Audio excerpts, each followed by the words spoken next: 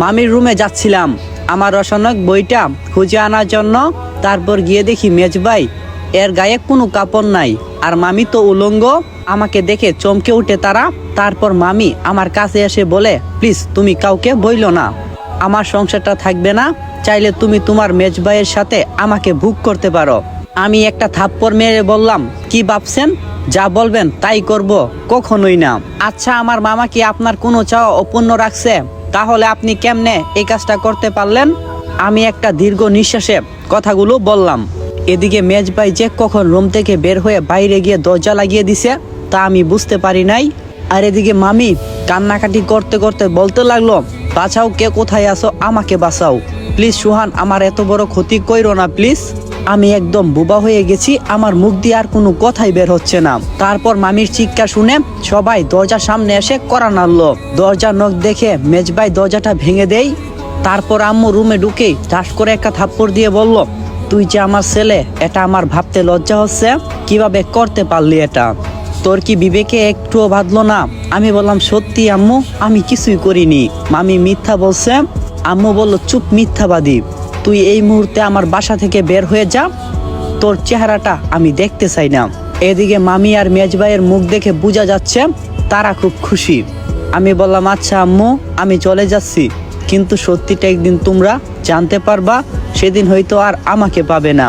বলেই আমি রুম থেকে চলে আসলাম, সব গুছিয়ে নিলাম। তারপর মামির রুমে গেলাম আর মামিকে উদ্দেশ্য করে বললাম, কি এমন অন্যায় করছিলাম আপনার কাছে, যার জন্য আপনি আমার আম্মুর কাছে আমাকে এতটা খারাপ বানাই দিলেন? একটা কথা মনে রাখেন, আল্লাহ ছাড় দেই, কখনো ছেড়ে দেই না। আচ্ছা, ভালো থাকবেন, আর একটা কথা রাখবেন। মামি বলল, কি কথা? আমি বললাম, আমার আম্মুর একটু খেয়াল রাখবেন, আর আমার আম্মুর যাবতীয় যা কিছু লাগে একটু আগাইয়া দিয়েন। মামি বলল, আচ্ছা, চেষ্টা করব। আর কোনো কিছু না বলে আমি বাসা থেকে বের হয়ে গেলাম। পিছনে ফিরে একবার তাকালাম বাসাটার দিকে। অনেক কষ্ট হচ্ছে আজ। নিজের আপন মানুষই আমাকে আজ মিথ্যা অপবাদ দিল, নিজের আপন মাও আমাকে বিশ্বাস করলো না। তারপর হাঁটা শুরু করলাম।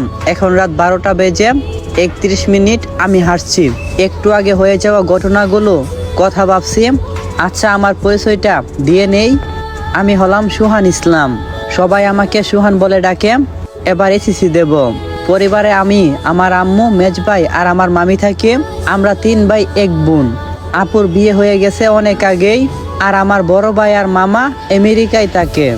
আর আমার মামার বাড়িতেও কেউ নাই, তাই মামি আমাদের সাথেই থাকে। এই যে আপনাদের পরিচয় দিতে গিয়ে বাস্তবে এসে পড়ছে। পকেটে আছে মাত্র 1519 টাকা।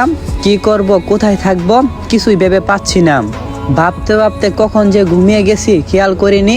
অপরিচিত একজন লোক এসে বলল, এই ছেলে, এখানে এভাবে ঘুমায় আসো কেন, উঠো এখান থেকে। আমি বললাম, জি জি আঙ্কেল, উঠছি। বলে আমি উঠে পড়লাম। অপরিচিত লোকটা বলল, কোথা থেকে আসে এসব মানুষ, বুঝি না। বলে তিনি দোকান খুললেন। আর আমি একটা চায়ের দোকানে এসে মুখে পানি দিয়ে 2টা রুটি 1 কাপ চা খেলাম। তারপর দোকানদার আঙ্কেলকে বিল দিয়ে চলে আসলাম। ভাবছি চলে যাব এই শহর ছেড়ে, তাই করলাম, একটা টিকিট কেটে নিলাম, উদ্দেশ্য চট্টগ্রাম। তারপর বাসে উঠে বসলাম। বাস চলছে আপন গতিতে, আর আমি কখন যে ঘুমিয়ে গেছি তা খেয়ালই করি নাই। বাসের হেল্পার বলল, এই মামা, আর কত ঘুমাইবেন, এইবার নামেন। আমি বললাম, হ্যাঁ, আমি কি চট্টগ্রাম এসেছি? হেল্পার বলল, জি। তারপর আমি বাস থেকে নেমে একটা হোটেলে গেলাম।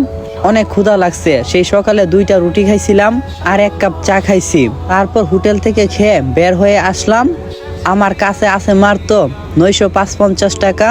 কি করব, কোথায় থাকবো ভাবছি আর হাঁটতেছি।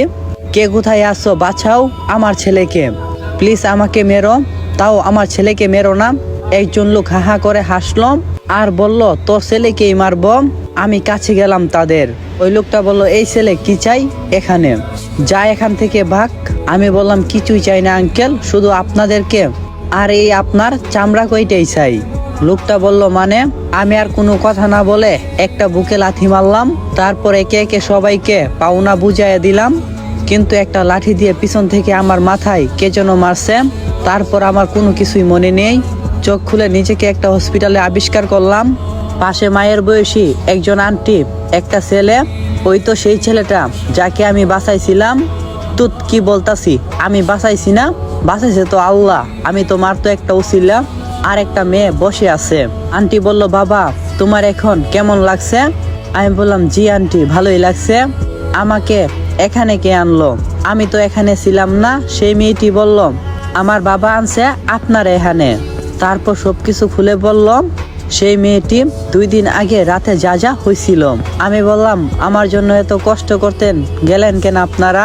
তারপর অপরিচিত একটা রুমে ঢুকে বললাম, কি যে বলো তুমি? আমার ছেলের আর আমার স্ত্রীর জীবন বাঁচাইছো, আর আমরা তোমারে বাঁচামো না? তারপর সেই লোকটা বলল, আচ্ছা বাবা, তোমার বাবা মা কারো নাম্বার বলো, আমি তাদেরকে এখানে আসতে বলি।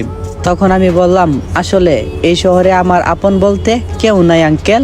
আসসালামু আলাইকুম। তো কেমন আছেন আপনারা? আশা করি আল্লাহর রহমতে অনেকটাই ভালো আছেন। মিথ্যা অপবাদ গল্পের সিজন 6 এর প্রথম পর্ব এখানেই শেষ হলো। যদি দ্বিতীয় পর্ব চান